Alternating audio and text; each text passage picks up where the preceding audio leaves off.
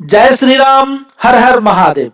महर्षि वाल्मीकि द्वारा रचित भारतवर्ष के महानतम इतिहास रामायण के सुंदर कांड पर आधारित मेरे इस अंजनेय काव्य श्रृंखला के 15वें अंक में आप सभी का स्वागत है।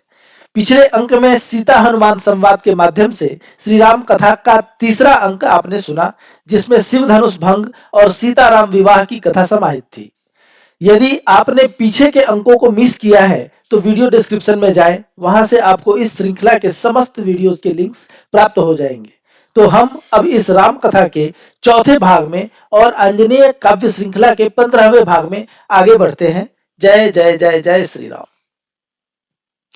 बीता युग एक निमिष में, तब पितु किए विचार, प्रजापाल श्री राम वहें, राम राज्य का भार। तब जब चारों राजकुमार अयोध्या में अपनी अपनी पत्नियों के साथ पहुंचे तो अयोध्या का वातावरण उत्सवमय हो गया और इसी तरह एक युग अर्थात 12 वर्ष का समय बीत गया, जैसे एक क्षण बीता हो।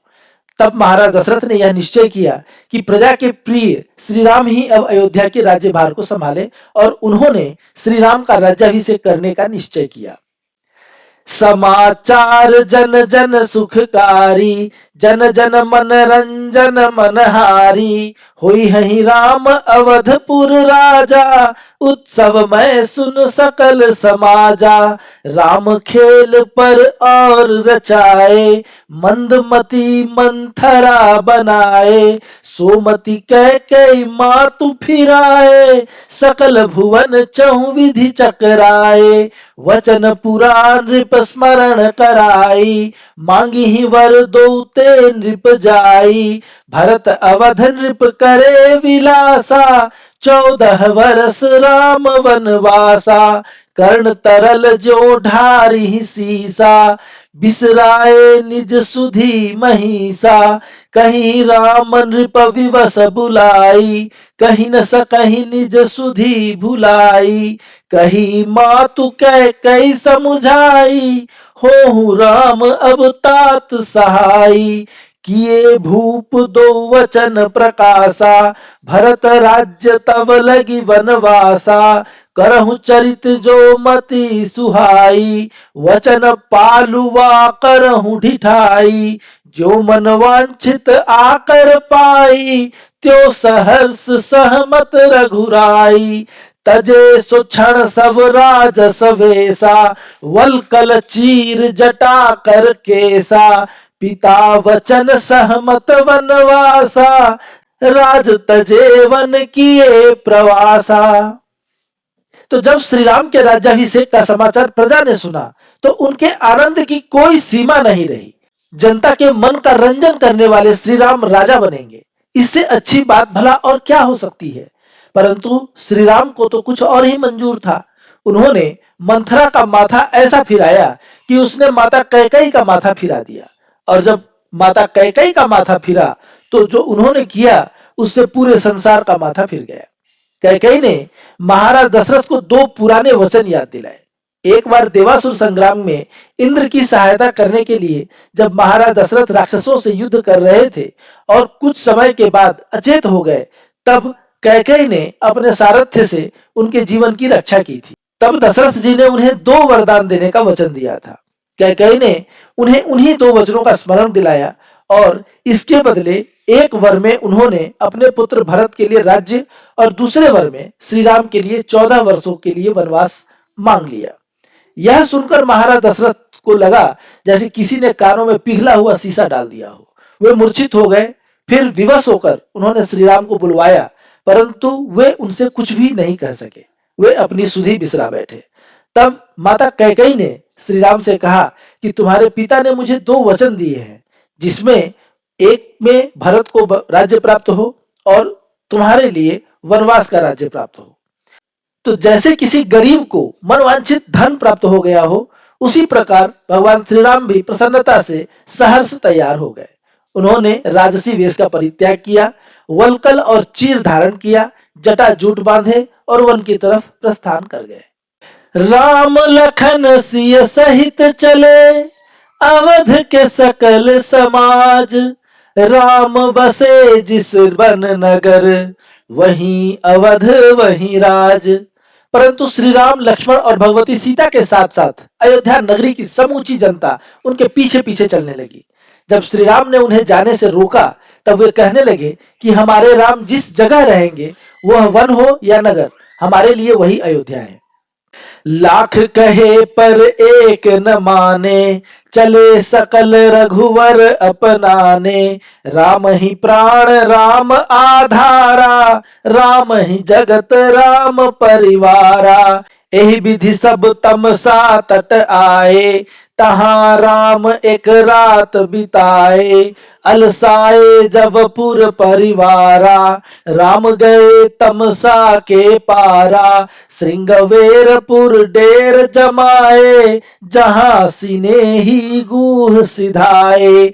तब सह लक्ष्मण सिया के संगा, पार किए प्रभु प्लाविनी गंगा।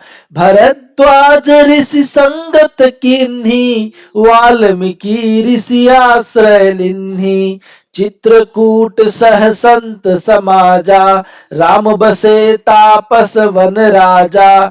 यहाँ भूप दशरथ अकुलाई, अवध जबहि त्यागे रघुराई। श्रवण वेद सर श्रवण कहानी, वहीं विरह दशरथ पहचानी। राम ही प्राण राम प्रण घोरा, को विधि सो विधि भयउ कठोरा।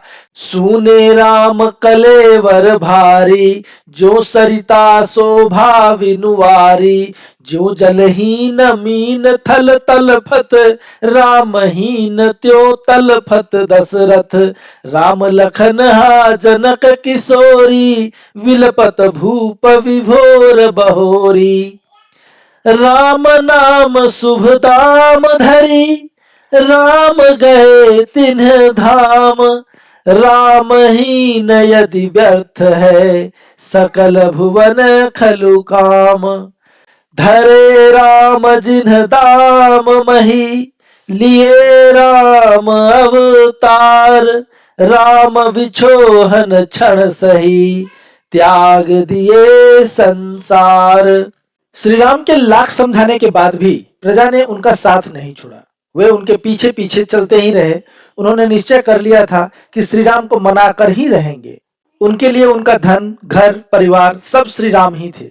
इसी तरह सब तमसा नदी के तट पर पहुंचे और श्री राम ने वहां पर रात्रि व्यतीत किया। जब प्रजा भी थक कर सो गई, तब श्री राम ने तमसा नदी को पार किया और अनेक जनपदों को लांघते हुए श्रृंगवेरपुर पहुंचे, जहां उनके प्रिय सखा निषाद राज गुह रहते थे। इसके बाद श्री राम, लक्ष्मण और भगवती सीता के साथ गंगा को पार कर भरद्वाज मुनि के आश्रम पर पहुंचे। फिर वाल्मीकि ऋषि के आश्रम में डेरा जमाया और फिर ऋषियों के कहने पर वे चित्रकूट में तपस्वी समाज के साथ साथ रहने लगे। इधर अयोध्या में महाराज दशरथ प्रभु श्री राम के वियोग में तड़प रहे थे। उन्हें उस श्राप का स्मरण हो आया जो उन्हें श्रवण कुमार के माता पिता ने दिया था। एक बार आखेट करते समय नदी में किसी मृग की ध्वनि को लक्ष्य करके महाराज दशरथ ने शब्दभेदी बाण का प्रयोग किया, जो श्रवण कुमार नाम के ऋषि पुत्र को जा लगी, जिससे उनके प्राण पखेरु छूट गए। इस पर क्रुद्ध होकर श्रवण कुमार के माता पिता ने उन्हें श्राप दिया कि उनकी मृत्यु भी पुत्र वियोग में ही होगी। महाराज दशरथ को उस श्राप का स्मरण हो आया। जिनके प्राण और प्रतिज्ञा दोनों ही श्री राम थे, वे श्री राम के बिना व्याकुल हो उठे। उनकी स्थिति ठीक वैसी ही हो गई जैसे नदी की स्थिति बिना जल के होती है। जैसे मछली जल के बिना तड़पती है, वही दशा महाराज दशरथ की भी थी। वे श्री राम, लक्ष्मण और जगत जननी सीता का नाम ले लेकर विलाप करने लगे। वे श्री राम नाम के शुभ डोर को पकड़कर उन्हीं प्रभु श्री राम के धाम की तरफ प्रस्थान कर गए, अर्थात महाराज दशरथ का स्वर्गवास हो गया। जिन दशरथ रूपी रस्सी को पकड़कर भगवान श्री राम इस पृथ्वी पर अवतार लिए, उन महाराज दशरथ का प्रेम श्री राम के प्रति इतना गहरा था कि वे उनसे एक क्षण का भी विछोह सह नहीं सके और उन्होंने अपना जीवन त्याग दिया। तो दोस्तों, आंजनेय श्रृंखला की यह प्रस्तुति और श्री राम कथा का यह भाग यहीं पर संपन्न होता है। आपको यह कविता कैसी लगी जरूर बताइएगा। लाइक करें, शेयर करें, सब्सक्राइब करें और खुश रहें। हनुमान जी और श्री राम की सेवा में लगे रहें। फिर मिलूंगा, तब तक के लिए जय श्री राम। हर हर महादेव।